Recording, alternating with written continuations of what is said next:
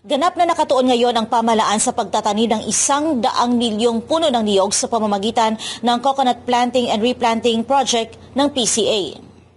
Inatasan ni Pangulong Ferdinand Marcos Jr. ang Philippine Coconut Authority o PCA na bumuo ng pangkalahatang plano para sa pagpapaunlad at rehabilitasyon ng industriya ng niyog. Ito'y habang isasagawa rin ng ahensya ang malawakang pagtatanim ng niyog at replanting program. Ang naturang kautusan ay kasunod ng pakipagpulong ng Pangulo sa mga opisyal ng PCA sa Palasyo ng Malacanang. Tinalakay sa meeting ang panukala na Coconut Planting and Replanting Project na naglalayong pasiglahin ang industriya ng niyog sa pamamagitan ng pagtatanim ng 100 milyong puno mula 2023 hanggang 2028. Kaugnay dito, binigyang diin ni Pangulo Marcos ang kahalagahan ng mga input mula sa coconut industry leaders sa pagbuo ng isang pangkalahatang plano para sa sektor. Nais ni PBBM na ipatupad ng gobyerno ang naturang inisyatiba kahit lampas na sa kanyang termino bilang Pangulo. Para sa pagtatanim ng niyog at replanting project na makakuha ng traksyon, ang PCA ay nagrekomenda para sa pagpapalabas ng isang memorandum circular na mag-uutos sa lahat ng mga kinauukulang ahensya ng national government at mga instrumentalidad at humihimok sa local government units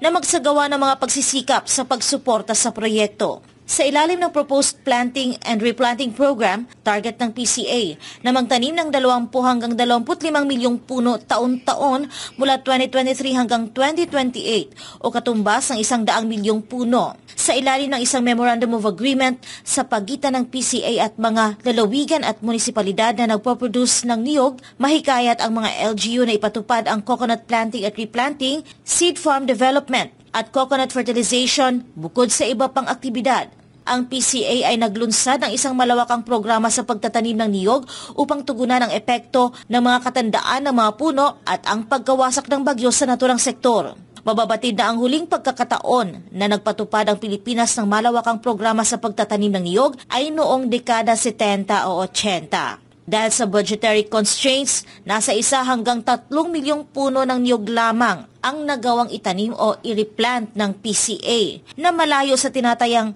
34 na milyong puno na kailangan itong muling itanim. Sinabi ng PCA na upang makapagtanim ng 100 milyong puno sa susunod na 5 taon ay kinakailangan ng isang whole-of-nation approach. Ang Pilipinas ay may kabuang lawak na 3.60 milyong ektarya na natamnan ng mga puno ng niyog o humigit kumulang 27% ng kabuoang lupang pang-agrikultura. Pinakamalaking exporter din ang bansa ng coconut products na nagtatala ng kabuoang halaga ng pag-export ng mga produktong niyog na nagkakahalaga ng $3.22 billion noong 2022.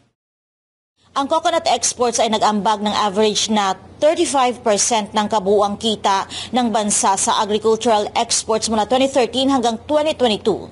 Para sa Diyos at sa Pilipinas kong mahal, Creseline Catarong, SMNI News.